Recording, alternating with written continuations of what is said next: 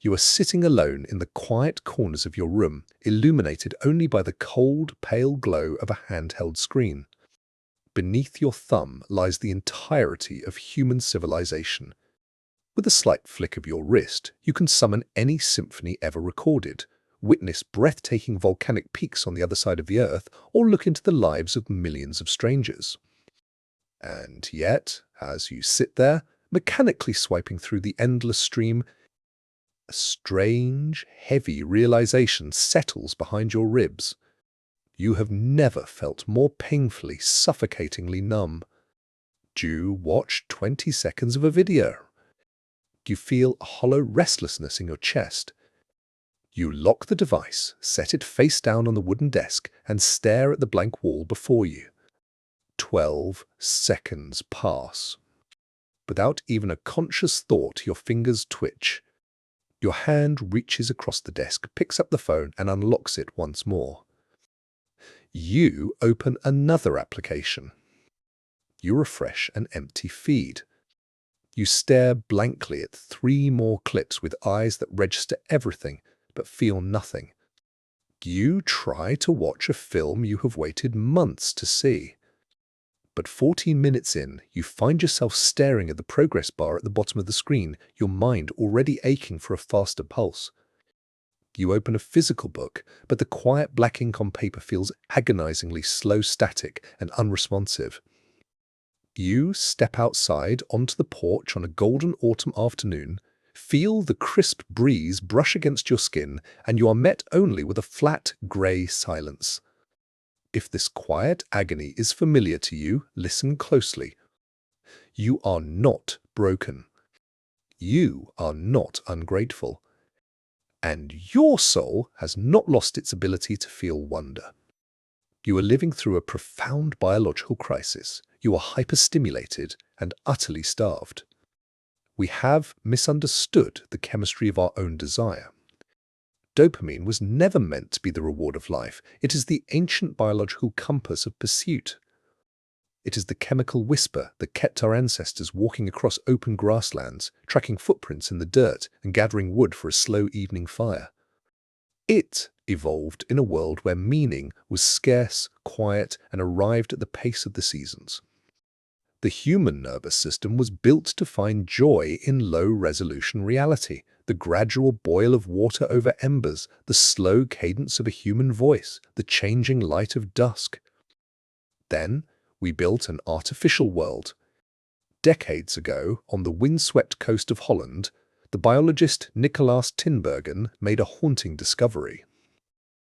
He fashioned giant artificial bird eggs out of plaster, painting them with impossibly bright neon blue speckles that never occur in nature.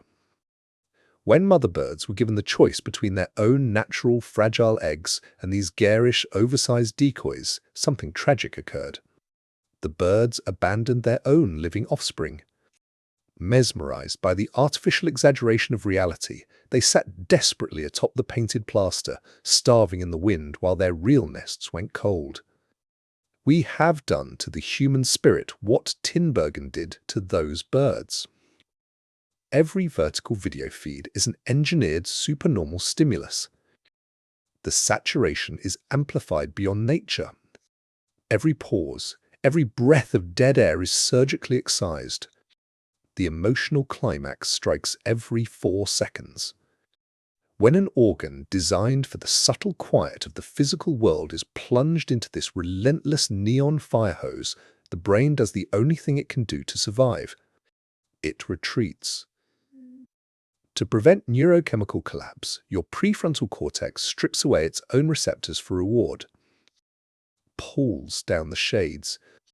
It turns down the master volume of your conscious experience.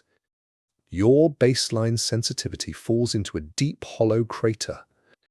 The noise floor of your mind is driven so unnaturally high that ordinary reality, the warmth of a ceramic mug against your palm, the rustle of dry leaves along the sidewalk, the slow unfolding of a conversation drops entirely below the threshold of what your nervous system can perceive.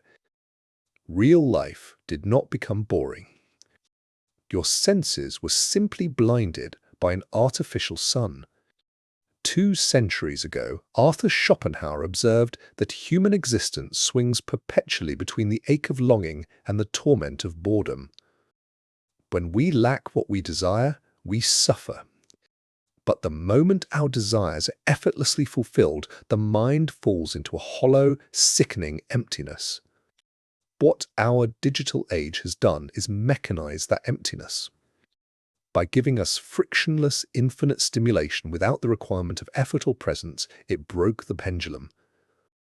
We are gorged on synthetic psychological sugar while our deeper humanity is slowly withering away.